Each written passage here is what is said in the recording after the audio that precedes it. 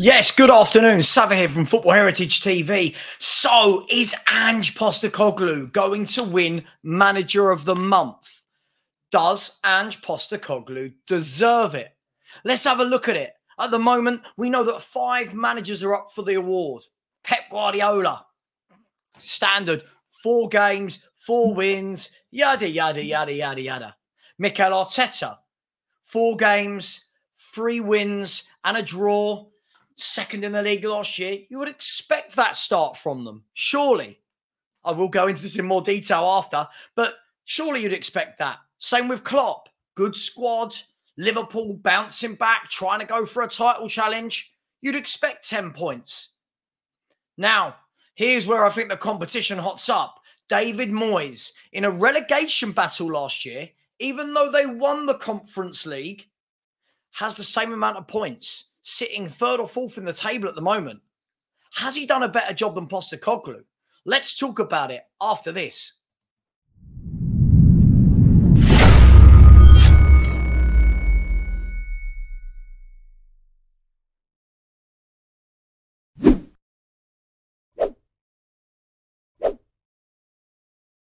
Yes, the Tottenham fans are out in full force, praising Postecoglou for the work that he's done, and rightly so. As a Spurs fan, I think I'm well versed to say that for me, it's not just about the 10 points from a possible 12. It's about the fact he picked up an absolute shambles from Ryan Mason and Antonio Conte, and the players' morale, everything, their demeanour, the playing style, the club was a mess. He's picked it up. He's turned it round. Everyone's happy. Everyone's playing for him. And we have 10 points from 12 games. Now, if I don't sit in the Spurs camp right now, if I take my Spurs hat off, some fans would some fans would say, okay, been an easy start. That's what some people are saying. I'm not saying I agree with that, but some people are saying an easy start. You have got Bournemouth away, a team that were in a relegation battle last year. You could say Bournemouth away with a new manager, made lots of signings.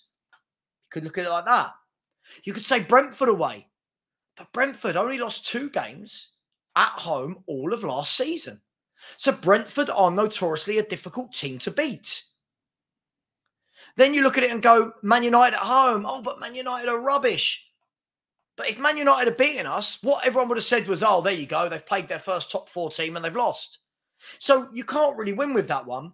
And then Burnley, I would expect us to beat Burnley away. Not by 5 goals to 2 at 2. And I think that's the impressive thing about it. But we've beaten Burnley. We've scored 5 goals. And away from home in the Premier League, scoring 5 goals isn't an easy feat. Now, when we look at the rest of it, let's look at this, right? West Ham. West Ham have beaten Chelsea.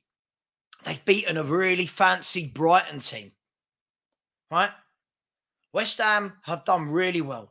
West Ham, for me, arguably had one of the best summer windows. So David Moyes surely has to be right up there in contention to win this trophy. Now, the reason, this trophy, the Manager of the Month for August.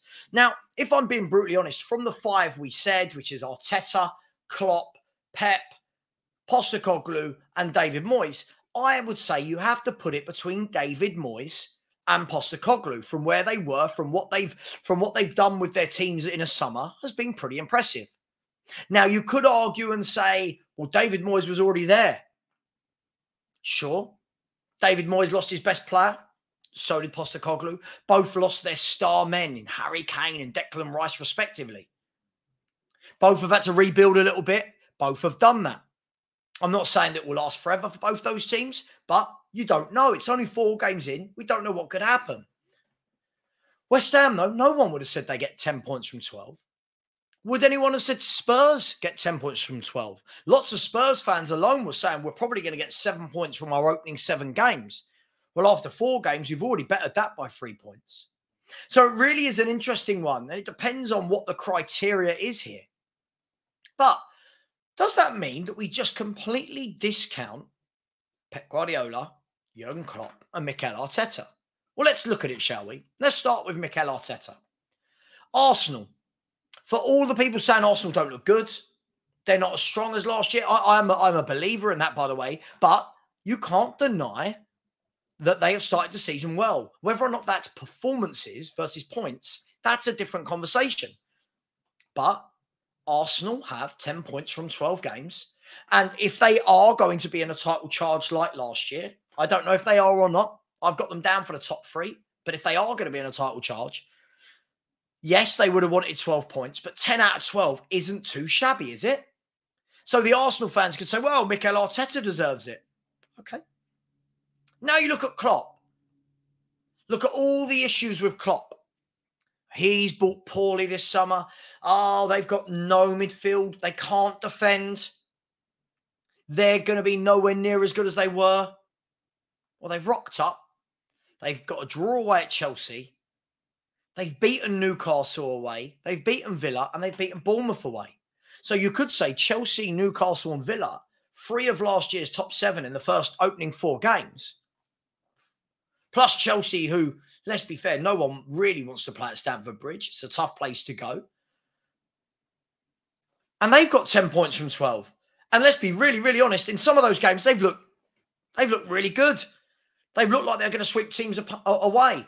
Okay, Newcastle was slightly different, but they showed grit and guts and determination for an hour with 10 men after the Virgil van Dijk sending off to go and win that game. So you've got Jurgen Klopp sitting there with 10 points, a brand new midfield. Surely he can say that he's in for it. Then you've got Pep Guardiola.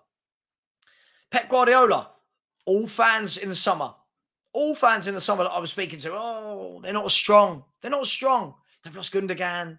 They've lost Mahrez. They've lost Laporte. They've lost Cancelo. They're not going to be as good. Then they lose De Bruyne to injury in game 1.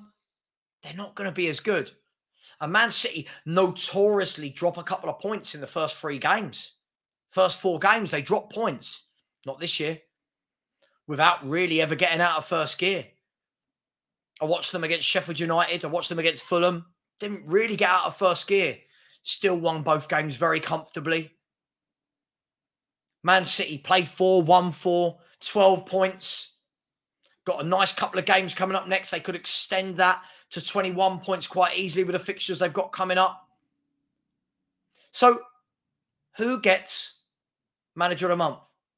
Does Postecoglou, back to a Spurs perspective, does Postecoglou get it because of the Messi picked up? Because of the philosophy that this man has implemented in such a short space of time? Because the fact that he lost Harry Kane and even half the Spurs fan base was sitting there going, we're going to get relegated. We won't score goals without Kane. We've got 11 in 4. It's not bad. So let me know your thoughts. Who wins Manager of the Month? Whoever wins Manager of the Month, are they going to have the hoodoo? Normally the team that wins Manager of the Month then lose the next game. Let me know your thoughts. I'm not sure who's going to win it. Could be any one of them. But I think for fairness, it has to be between Moyes and Postecoglou. So who's done the better job? Let me know your thoughts. Please like, please subscribe. We're now only 8 subscribers away from 11,000. So please smash that subscribe button. And as always, tomorrow we are having a 24-hour charity stream, a live 24-hour charity stream starting at midday Saturday, finishing at midday Sunday with all of the revenue generated from YouTube revenue, from Super Chats, the Just Giving link. Everything raised will go to the British Heart Foundation, which is a charity very close to my heart, no pun intended. We'll have games, quizzes, debates, England versus Ukraine watch-along. There'll be watch-alongs in the evening as well tomorrow night. There's a 40 chicken nugget challenge that's going to take place. And we've got here an official James Maddison shirt with 10 on the back from the Spurs Club shop that is going to be auctioned off to the highest bidder. So please join us tomorrow, midday. But let me know, who is your August Manager of the Month? And big shout-outs as well to James Maddison, who's in for Player of the Month. And also Vicario, who's in for Save of the Month. Let me know your thoughts. Take care, everyone. See you later.